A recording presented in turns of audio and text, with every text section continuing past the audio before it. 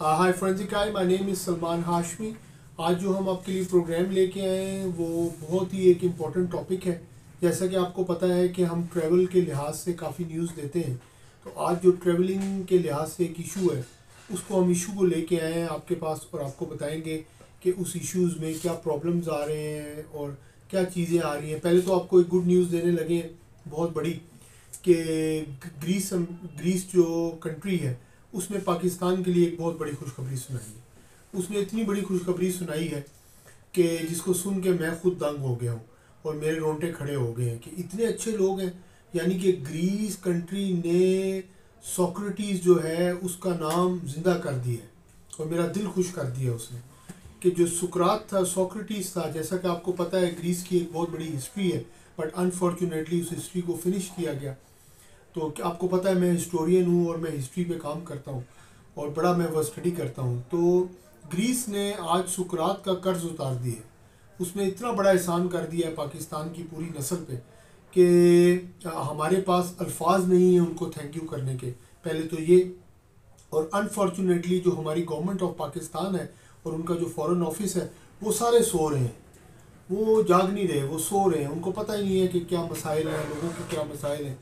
तो आज जो मैं लेके आया हूँ, पहले तो मैं ग्रीस एम्बेसी का बहुत शुक्रिया अदा करता हूँ, उनके एम्बेसडर का शुक्रिया अदा करता हूँ, उनके फॉरेन ऑफिस का शुक्रिया अदा करता हूँ कि वो पाकिस्तान पे एहसान कर रहे हैं और इंशाल्लाह ताला हम उस एहसान के एहसानमंद हैं और जितनी भी हम कर सकते हैं। आपको पता है हम मीडिया के लोग हैं, हम तो सिर्फ ये बता सकते हैं।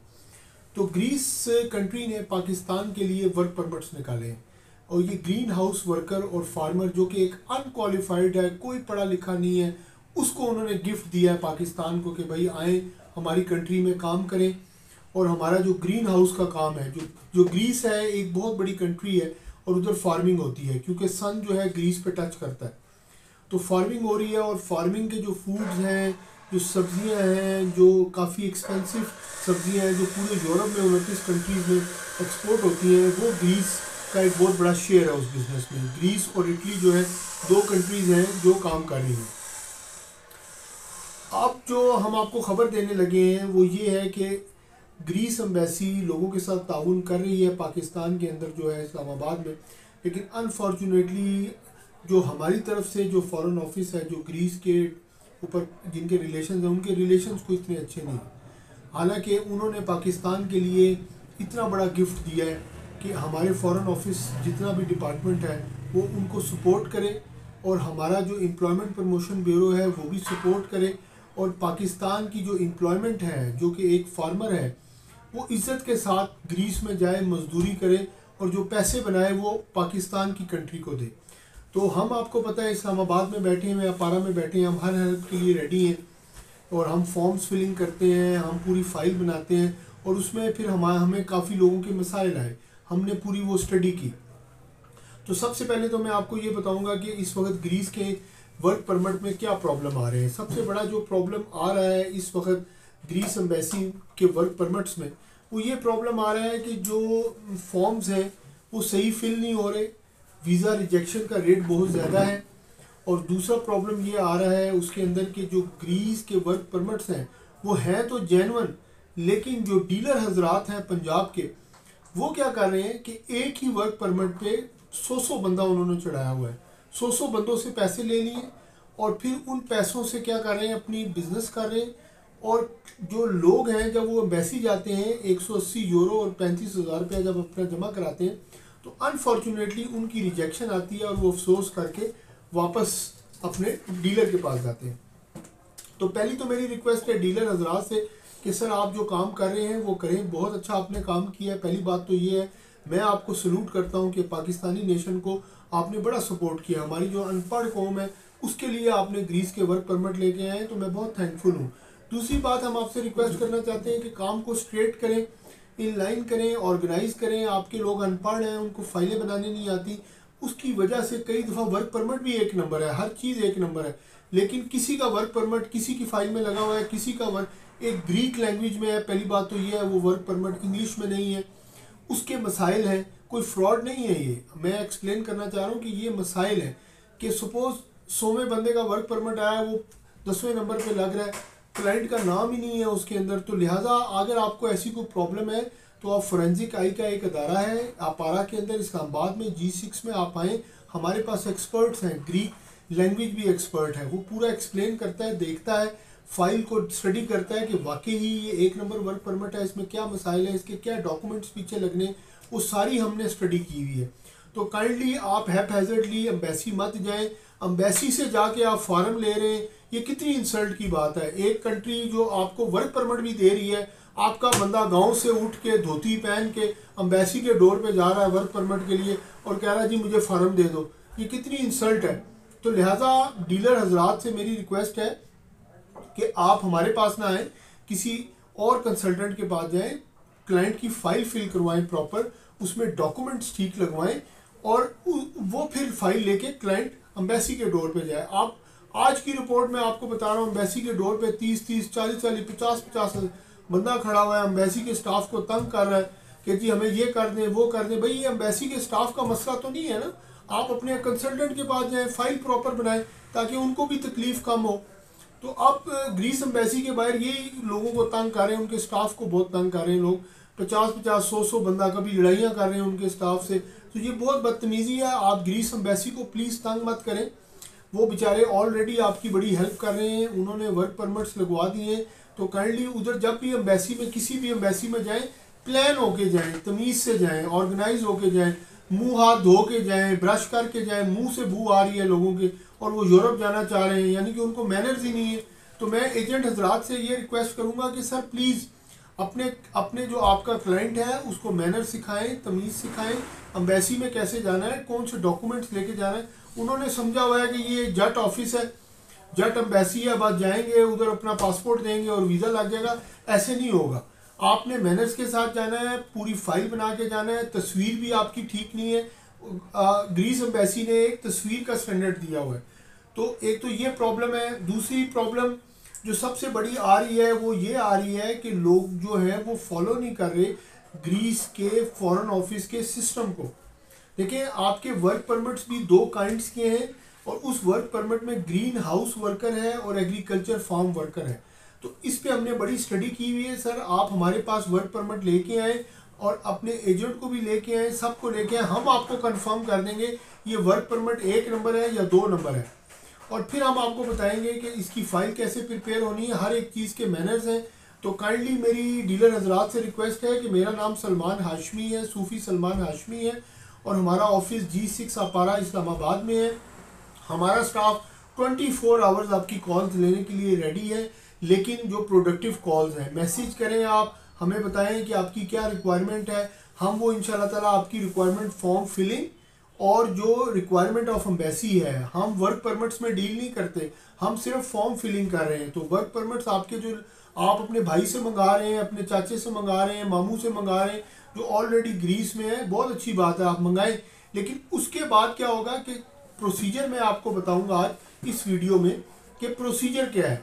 सबसे पहले जब आपका वर्क परमिट बाहर से आता है, आप फाइल लेके हमारे पास आए, हम उस वर्क परमिट को वेरीफाई करेंगे, चेक करेंगे कि ये 1 नंबर है, ये 2 नंबर है।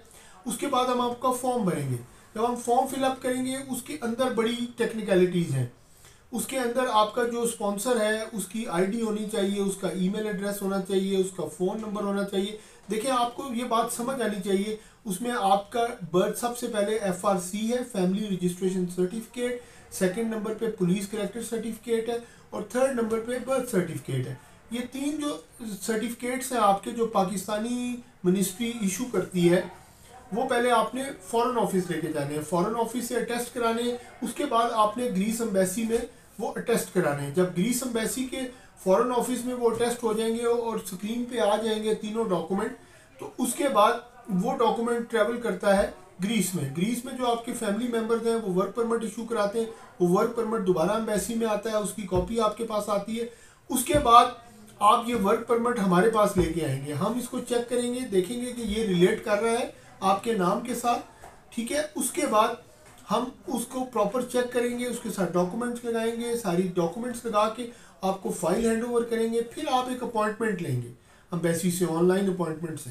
वो आप अपॉइंटमेंट हासिल करके एम्बेसी में डॉक्यूमेंट सबमिट कराने जाएंगे। जब आप डॉक्यूमेंट सबमिट कराने जाएंगे तो उसमें उनकी 180 यूरोस फीस है। आपके पास 180 यूरो जेब में होने चाहिए और 35,000 रुपया जेब में होना चाहिए, जिसमें से 20,000 रुपया उनके सोलिसिटर का है, जो वकील उन्होंने एम्बेसी ने एम्प्लॉय किया हुआ है, उसके बैंक अकाउंट में पैसे जाएंगे, और 15,000 रुपया आपके मेडिकल के लिए।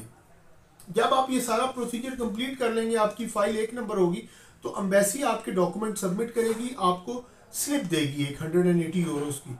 वो स्लिप लेके आप आएंगे, फिर अगर आपकी फाइल ठीक हुई, उसमें कोई प्रॉब्लम नहीं हुई, तो एम्बेसी आपको कॉल करेगी, और उसके साथ जो मेन इंपॉर्टेंट चीज़ है जो मैं भूल गया हूँ, कि उस फाइल के साथ 1 साल की इंश्योरेंस लगेगी, ठीक है। और वो इंश्योरेंस ऐसी होनी चाहिए 365 डेज की, कि खुदा न खास्ता आप ग्रीस में जाके बीमार हो जाते हैं तो वहाँ की गवर्नमेंट के ऊपर आप बोझ ना बने।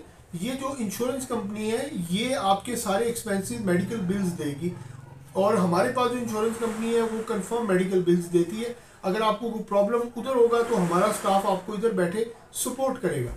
उसके साथ एक ट्रैवल बुकिंग भी होती है, कि ट्रैवल टिकट की टेम्प्रेरी बुकिंग चाहिए कि एम्बेसी को अब देखें ये सारे डॉक्यूमेंट जब इन लाइन लगेंगे, आपकी प्लान डेट, ट्रैवल डेट, सारा कुछ हमारे जो स्टाफ हैं वो प्लान करके देंगे आपको पूरा ट्रैवल शेड्यूल। जब ये सारी चीज़ें आपके पास आ जाएंगी, फिर आप एम्बेसी में जमा कराएंगे तो 90% चांसेस हैं कि आपका वीज़ा लग जाए। लेकिन अगर आपके एम्प्लॉयर ने ईमेल और आईडी पे जवाब गलत दिया तो आपका वीज़ा रिजेक्ट हो जाएगा। देखिए इसमें जो सबसे बड़ी बात है वो ये है कि जो एम्प्लॉयर ग्रीस में बैठा है वो बताए कि हाँ भाई ये बंदा मुझे चाहिए। अगर वो कहता है कि मुझे नहीं चाहिए तो फिर वर्क परमिट नहीं लग सकता। आप इस बात को समझें। उसके बाद क्या है कि जब ये सारे प्रोसीजर हो जाएंगे, आपकी 180 यूरोस की आपको रिसीट मिल गई, एम्बेसी से कॉल आएगी कि आएँ और अपना वर्क परमिट ले जाएं। आपका वर्क परमिट स्टैंप हो गया, वीज़ा लग गया, आपका 9 महीने का या साल का जितने का भी वर्क परमिट होगा उस पर वीज़ा लग जाएगा। वो आपने पासपोर्ट लेना है और सीधा हमारे ऑफिस में आना है। फिर आपने प्रोटेक्टर कराना है, जहाँ का आपका होगा वो उसकी फाइल बनेगी, प्रोटेक्टर होगा। प्रोटेक्टर के बाद आप टिकट खरीदेंगे, टिकट खरीद के फिर आप एयरपोर्ट पे जाएंगे और उसके बाद आप फ्लाइट करेंगे। उसके बाद आप ग्रीस पहुंच जाएंगे। जब ग्रीस आप पहुंचेंगे तो वहाँ की इमिग्रेशन, जिस तरह FIA पाकिस्तान में फेडरल इन्वेस्टिगेशन एजेंसी है, वो आपको इन्वेस्टिगेट करती है ट्रैवल करने से पहले, और वो देखेगी कि ये रियल बंदा है या फेक बंदा है, और वो प्रॉपर चेक करेंगे। उसके बाद जब आप यहाँ से ट्रैवल करेंगे तो जो ग्रीस के इमिग्रेशन ऑफिस है वो ऑफिसर आपका इंटरव्यू लेगा, पूछेगा कि आपका वीज़ा कैसे लगा, किस एजेंट से लिया, क्या कहानी, वो सारी आपकी रिकॉर्ड करेगा और अपने सिस्टम में लिखेगा। आपने ये बात याद रखनी है कि यूरोप जो है एक बहुत सिविलाइज्ड कंट्री है। फॉर्म से लेकर सारे डॉक्यूमेंट जो हैं वो 100 साल तक सेव करके रखते हैं सिस्टम के अंदर। तो जो भी बात आपने लिखनी है सच लिखनी है, उसमें कोई झूठ ना हो। पहली बात तो ये है। उसके बाद जब आप उधर से इमिग्रेशन आपको क्लियर करेगी, आपके एम्प्लॉयर को फ़ोन करेगी दोबारा कि क्या वाकई तुमने ये वर्क परमिट दिया है, ठीक है, तो वो आपको फिर इमिग्रेशन ऑफिसर जो है उसके साथ आपने बदतमीजी नहीं करनी। तो इमिग्रेशन अफसर के पास राइट है वो आपको अपनी कंट्री में एंटर होने दे या ना होने दे, ठीक है जी। उसके बाद जब आप ग्रीस में एंटर हो जाते हैं फिर आप अपनी जॉब करें, और बराए मेहरबानी उधर से भागें मत, उधर से डंकी मत लगाएं। अगर आप 14 महीने में, आपको एक बहुत बड़ी खुशखबरी देने लगा हूँ कि अगर आप ग्रीस में जाकर 14 महीने जॉब करें तो आपका ID कार्ड यूरोप वाला बन जाएगा, जिसपे आप 29 कंट्रीज़ में ट्रैवल कर सकते हैं। तो बराए मेहरबानी पाकिस्तान के जो ये लोग जा रहे हैं फार्मर्स, इनसे मेरी रिक्वेस्ट है कि आप ग्रीस एम्बेसी, ग्रीस कंट्री के लॉज फॉलो करें और उनके सारे इमिग्रेशन लॉज फॉलो करें, वर्क परमिट के लॉज फॉलो करें। और ग्रीस एम्बेसी इंशाल्लाह ताला पाकिस्तान के लिए बहुत अच्छा काम कर रही है। मैं पहले तो उनको सलूट करता हूँ और शाबाश देता हूँ कि हम बहुत थैंकफुल हैं, हम एक गरीब कंट्री हैं और हमारे गरीब बंदे के लिए आपने बहुत बड़ा काम किया है ताकि उसके घर के अंदर चूल्हा चले। पाकिस्तान में एम्प्लॉयमेंट्स के आपको पता है प्रॉब्लम्स कितने, अभी लाख रुपया या 1.5 लाख रुपया जो भी आपकी सैलरी होगी वो जो भी वो दे रहे हैं वो आपका कॉन्ट्रैक्ट होता है, आपको पता होता है। लिहाजा आप ग्रीस वालों के थैंकफुल रहें और पाकिस्तानी जो गवर्नमेंट ऑफ पाकिस्तान है उनका जो फॉरेन ऑफिस है और जो दीगर डिपार्टमेंट्स हैं जो कि सिर्फ तनख्वाहें ले रहे हैं और काम कुछ भी नहीं कर रहे हैं, ठीक है, तो मेरी उनसे रिक्वेस्ट है कि प्लीज़ आप ग्रीस एम्बेसी के साथ जो इस्लामाबाद में है उसके साथ कोऑर्डिनेट करें और लोगों को सहूलत पैदा करें। बाकी ग्रीस एम्बेसी से भी मेरी रिक्वेस्ट है कि काइंडली प्लीज़ आप लोगों की हेल्प करें। और फोरेंसिक आई जो है हमारा फ़ोन नंबर 03,000573621 है। हमारा स्टाफ 24 आवर्स बैठा है आपकी कॉल्स लेने के लिए, लेकिन प्लीज़ फजूल कॉल्स मत करें और टू द पॉइंट बात करें। कि आपको क्या सर्विस चाहिए, वो सर्विस देने के लिए हम रेडी हैं। बाकी God bless you, have a nice day. Greece embassy, Socrates जिंदाबाद। Thank you.